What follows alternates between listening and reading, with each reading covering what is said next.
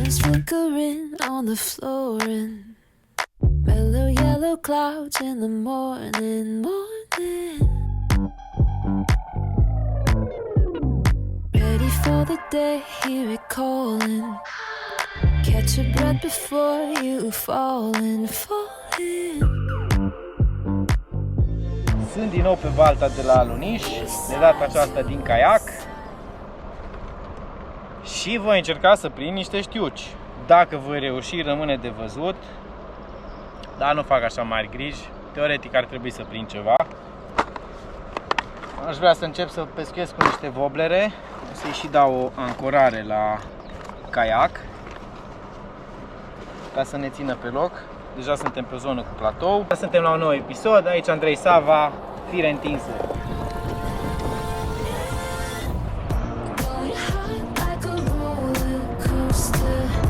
Deja am avut atac. 3 la lanseu.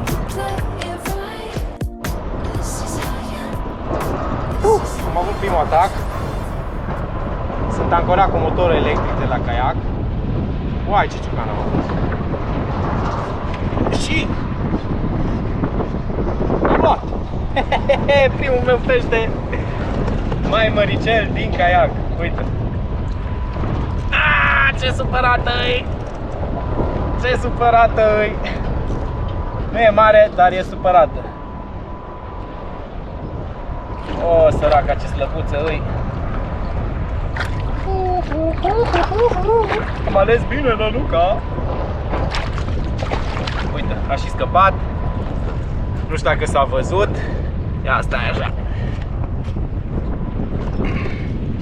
Deci am pus un crankbait. Am văzut că cine a mai fost în perioada anterioară pe aici au prins bine tot cu crankbait-uri. Este un crankbait de la Iozuri 3DB. Un wobbler de 6 cm, grăsuț. O să găsiți în descriere exact detaliile acestei năluci. E bine că am avut deja prima prezentare și nu pescuiesc decât de 5 minute. Data trecută n-a fost așa de simplu și de obicei când prind sau am prezentări în primele 5 minute, rezultatele lasă de dorit pe restul zilei. Dar hai să vedem. Poate am noroc. Aveam chef să pescuiesc. Să știți că primul atac a fost destul de violent, a doua oară n-a dat chiar așa de tare.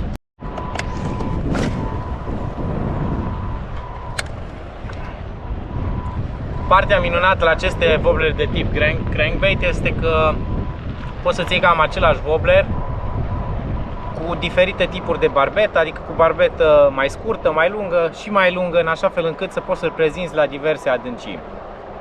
Din ce am observat pe balta aceasta de la Aluniș, pe balastiera aceasta de la Aluniș, am observat că știucile chiar și iarna sau toamna târziu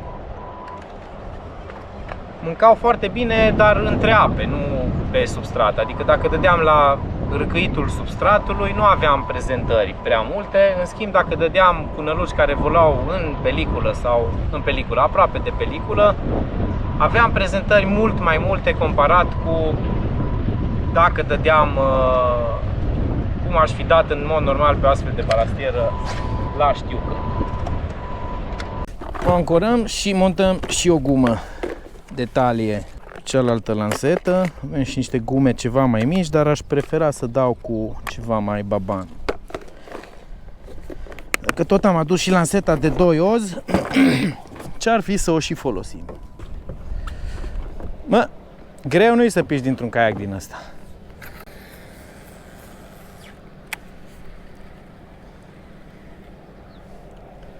Vremea este perfectă pentru așa ceva. Și soare, și nori, și soare, și nori. Mamă, ce sar crapii.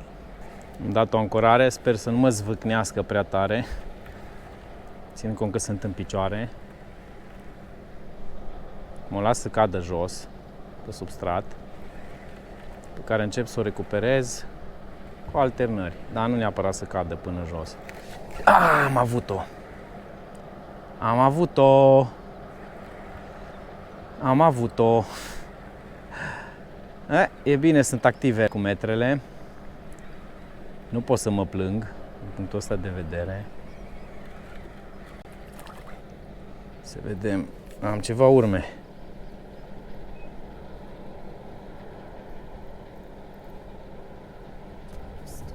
E posibil să fi fost un crap.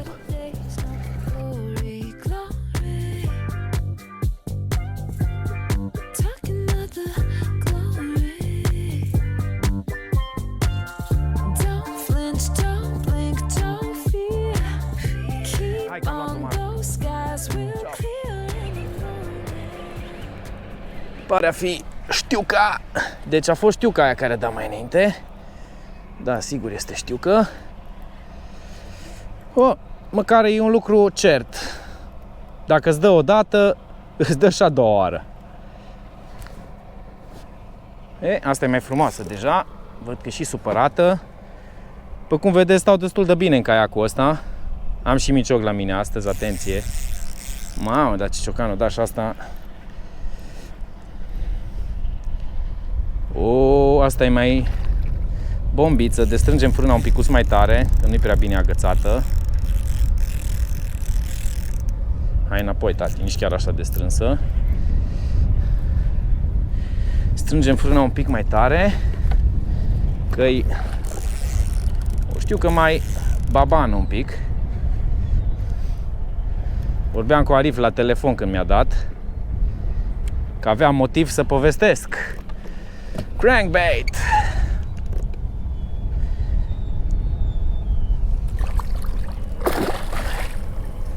Hai, nu scăpa acum. Nu scăpa chiar acum. Hey, beautiful! Beautiful! Din caiac! Primul pește serios din caiac! Hai, nu mă fă filap! Nu pleca acum din minciog. Uite ce frumoasă e! Ajută minciogul să o țină în apă, mai ales în caiac, aici e cam nesigură treaba. O iau în mână imediat. Vă arăt și crankbait-ul imediat. Trecut pe fratele mai mare a crankbait-ului care dădea mai înainte, de la Iozuri. Hai să dezagăț eu wobblerul. Înainte de toate, crankbait-ul. Asta este crankul mai mare, de 6 cm și ceva. Cel de mai înainte era de 5 cm și ceva. Asta cred că are chiar 7 cm. Iozuri, o să vă las detaliile în comentarii. Este un 3DB. Sunt niște denumiri mai greu de ținut minte, cu coduri pe care nu le pot ține minte prea ușor. Hai să mai încercăm o dată. Se pregătește să se zbată iar. Mai arăt și la camera asta, la altă. E frumoasă, frumușică. Nu este uriașă, dar eu știu că frumoasă. Destul de sănătoasă. Haideți să o și eliberăm frumos. Hai, du-te. Bravo! Uhu! Yes! Momentan pescuiesc cu lanseta mea preferată de crankbait pentru știucă, bineînțeles pentru știucă mai mare. Este un crankbait de la MHX CB847. Este o lansetă relativ universală, se poate pescui chiar și cu gume cu ea în caz de necesitate. Folosesc la spinnerbait-uri, crankbait-uri, cum este wobblerul acesta grăsun, jerkbait-uri, depinde de dimensiunea știucilor pe care le pescuiesc și, bineînțeles, dimensiunea nălucilor cu care trebuie să pescuiesc. Dar o folosesc în general cu wobblere de la 5-7 cm până la wobblere chiar de 15, nu chiar, și de 20, 18 cm au fost cele mai mari wobblere pe care le-am folosit cu lanseta asta. Este echipată cu o mulinetă high gear, în cazul de față un Chronarch 151HG. Am un fir de la Piwi, este un 0.20 și ceva, 0.21 sau 0.23, nu mai știu exact, că l-am pus de ceva vreme. Și desigur, așa cum v-am obișnuit, strunele de fluorocarbon. Aveți sus linkul dacă vreți să vedeți cum se fac aceste strune de carbon. Acesta este un fluorocarbon de la IGK. De obicei recomand între 0,70 și 0,90 să fie strunele de fluorocarbon, în așa fel încât să nu aveți surprize din partea știucilor, adică să nu vă taie știucile în ideea asta. După cum vedeți, recuperez liniar, doar cu pauze pe aici pe acolo sau încetiniri ale ritmului. Nu fac nimic special.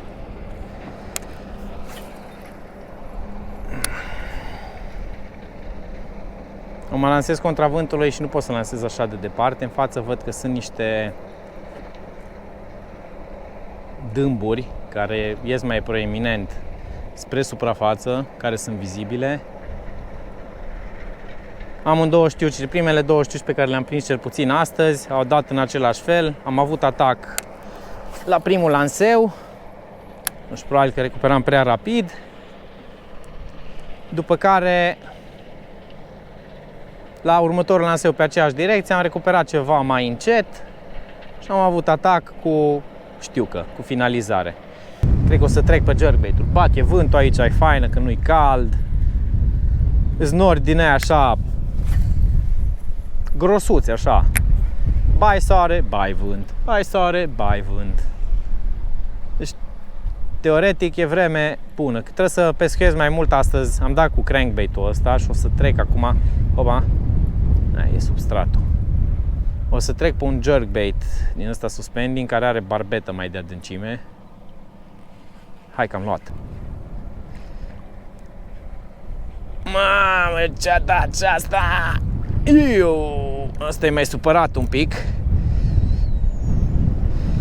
Asta e mai supărat. A trecut de prag. Perfect. Hai să stau jos. A trecut de prag și încă n-am văzut-o. Deci asta s-ar putea să fie mai măricică un pic. Sau doar mai energică, nu știu încă exact. S-a dus. Nici nu o să aflu. Dar un lucru este cert. Wobblerul acesta funcționează. Întotdeauna mi-au plăcut wobblerele astea cu barbeta asta pătrățoasă pentru pescuitul știucii. De obicei, pe același model sunt două mărimi, mărime de 5 și ceva 6 cm și una de vreo 7 cm. Desigur, asta de 7 cm merge un picuț mai jos, dar bat cam la fel și au cam același rezultat în pescuitul știucii. De ce spun că îmi plac aceste wobblere cu barbeta în formatul acesta pătrățos? Este pentru că acea barbetă ajută foarte mult să deflecteze din structuri. Este un wobbler într-un pattern natural, dar vine așa, ancorele stau cumva pitite după barbetă și chiar și peste crengi vine relativ ușor, ca să zic așa.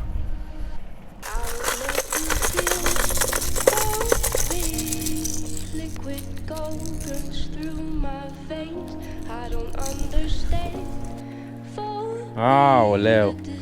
A zis el că e secret? Bine, tu știu că. Cum te sun, mă? Cum se activează peștii, mă, Betty, mă? Mai înainte mi-a urmărit una până la caiac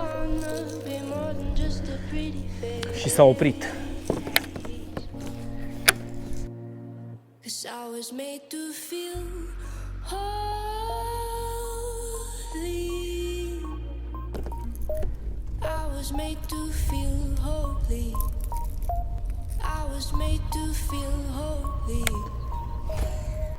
Da, e apă foarte mică acolo în față. Sigur trebuie să dau cu altceva. Dar hai să vedem cam cum e toată zona, ca să-mi dau seama cam ce năluși trebuie să schimb. Deja ar trebui să înceapă să lovească. Ba, am avut atac.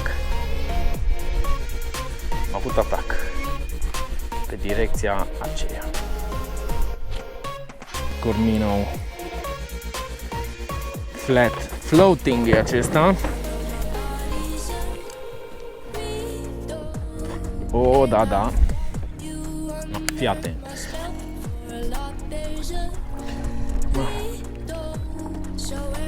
Am avut prezentare. Nu am avut nicio prezentare. Este doar substratul.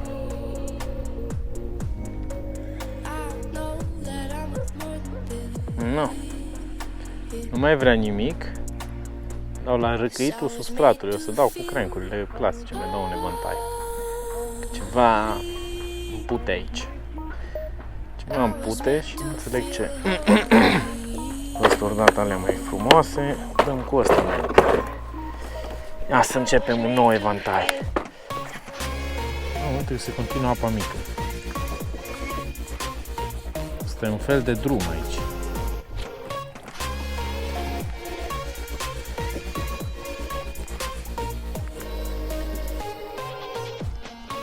Da, e un drum aici.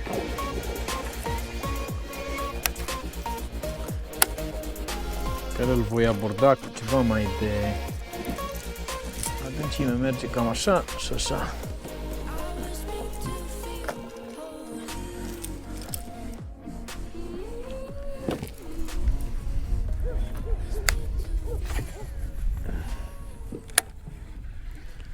Că de la 4 metri la 1,7, 1,8, după aia coboară în 4 metri. Știucile păreau mai active acum 2 ore, 3, când am intrat pe apă. Dintr-o dată nu mai par așa de active. Dintr-o dată se tăie. Ori nu sunt eu pe zonă bună, ori nu mai dau cu ce trebuie, ori ceva s-a schimbat. Cum se vede pe vârf, cum ricoșează din substrat. Are pe o zonă cu apă de 1,6, 2 metri și ceva adâncime. Uite că nu-i trebuie. Că nu servește, nu servește.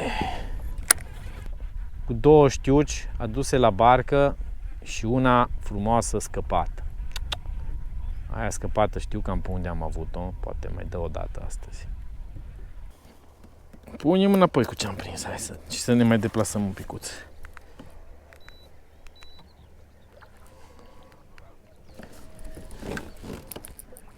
Mă duc aici, mă orientez un picuț.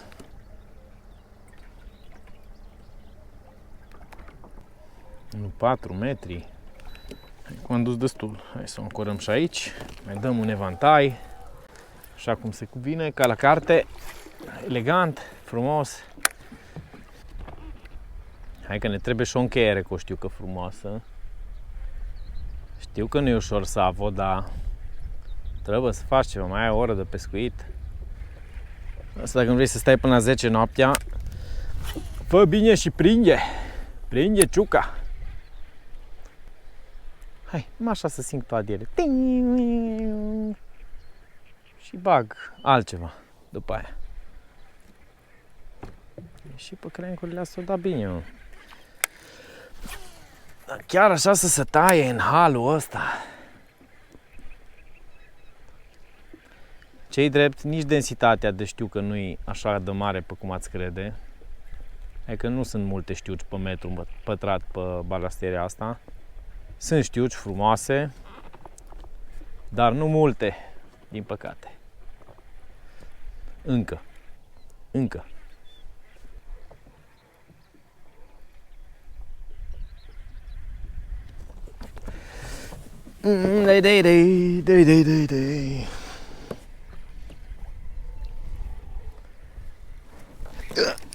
Ai, e capul meu, dă-i și uite ce se întâmplă.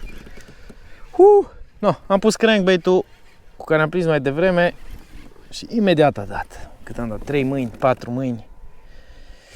Hai să vedem, e nevoie de mincioc, nu pare a fi mică nici asta. Să se supere aici când ajunge la barcă. Nu e nici uriașă, dar nu e nici mică. Nici asta n-a luat-o cum trebuie. Desigur. De ce ar fi luat-o cum trebuie? Gățată puțin în buză.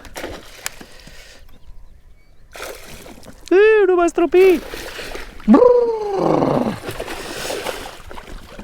Dezavantaje și avantaje. Asta e unul dintre dezavantaje.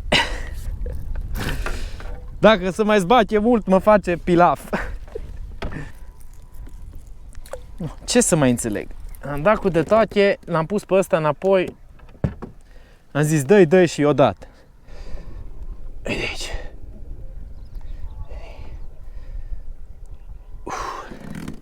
Și să-ți dau drumul. Că Năluca am arătat-o. Mulțumesc. Și o eliberare, da?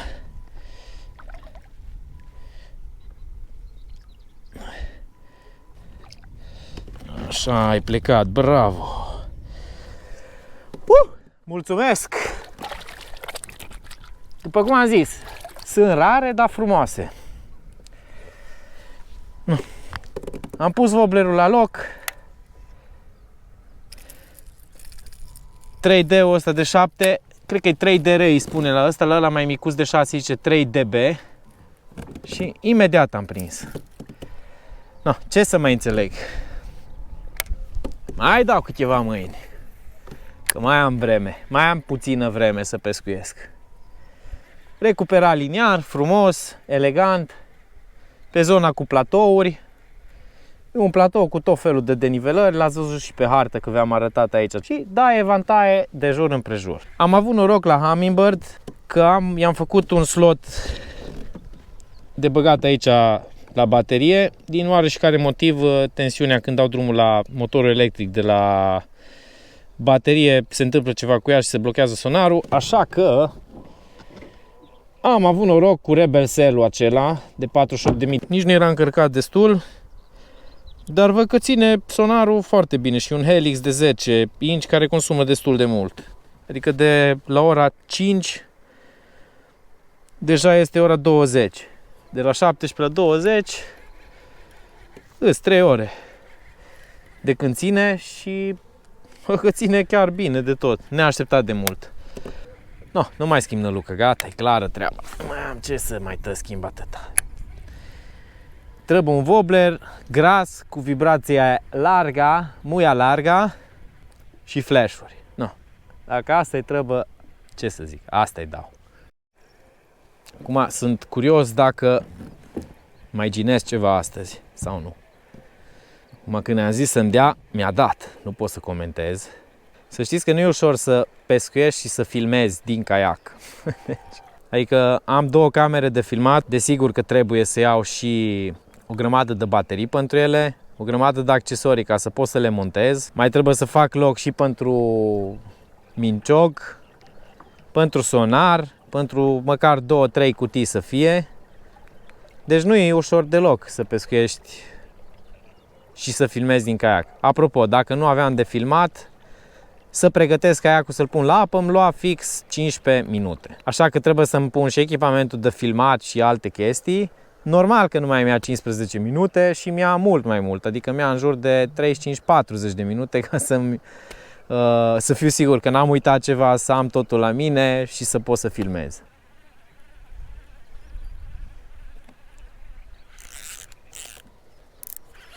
Uite că am mai lovit una, plimbându-mă așa. Nu e mare, o și ancorez aici, dar este încă o știucă. Se pare că Yo-Zuri Crank nu m-a dezamăgit. Asta e mai mic. Oh, mulțumesc că te-ai eliberat. Mulțumesc. Tot asta a făcut-o și pe știuca asta să se hrănească. Destul de obosit. De încheiere am zis să-i dau o tură la trenă, ceva ce de obicei nu prea fac. Dar ce se poate întâmpla? Maxim să mai prind o știucă. Aș fi încercat mai multe wobblere, sincer, dar timpul a fost destul de limitat. Oricum am încercat destule. Se pare că ăsta le-a plăcut cel mai mult. De ce? N-aș ști să vă spun. Ăsta fiind un Yo-Zuri de 7, un crankbait wobbler din ăsta grăsun, cu barbetă dreaptă, pătrățoasă.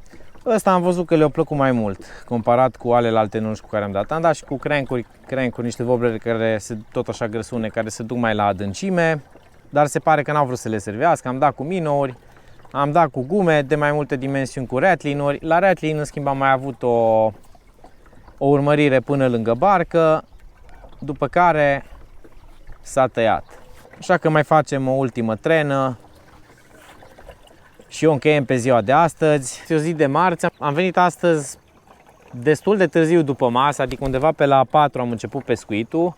Spun destul de târziu pentru că, sincer, aș fi vrut să vin într-o altă zi, dar înainte să trebuiască să plec în concediu cu familia, asta este ultima zi în care, sincer, este vreme să zic, mai de știucă. De mâine încolo, pentru următoarele 2 săptămâni, prognoza este cu soare din abundență, temperaturi caniculare, adică o să crească temperaturile de la 26-27 de grade la un 30 de grade și, bineînțeles, 0 vânt, 0 nori.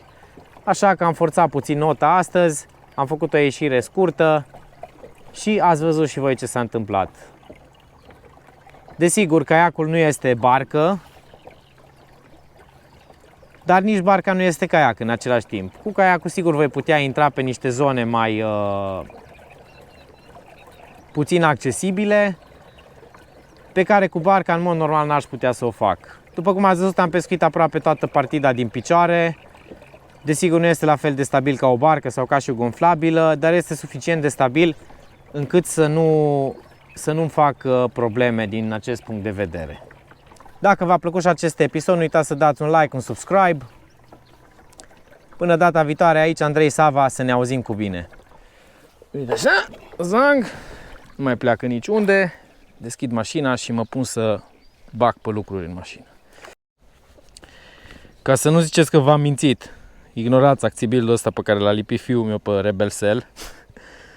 Deci am intrat cu ea, avea 3 linii, am mers sonarul vreo 4-5 ore, nici nu știu cât am stat oare. De la 4 ore să zicem că am mers sonarul și surpriză, mai am 2 linii. Sonarul e un Helix 10 de la Humminbird, care teoretic e un consumator destul de mare. Așa că sunt destul de surprins că mă ține bateria asta așa de mult. Așa că știu ce voi face. Voi mai cumpăra o baterie din asta ca să fiu sigur că mă ține o zi întreagă. Și hardughia aia de acolo din spate, care e de 240 de amperi, o să schimb cu una de 50 de amperi, 100%. Nu de altă, dar are 24 de kg și aia de 50 de amperi are 7 kg. O nimica toată.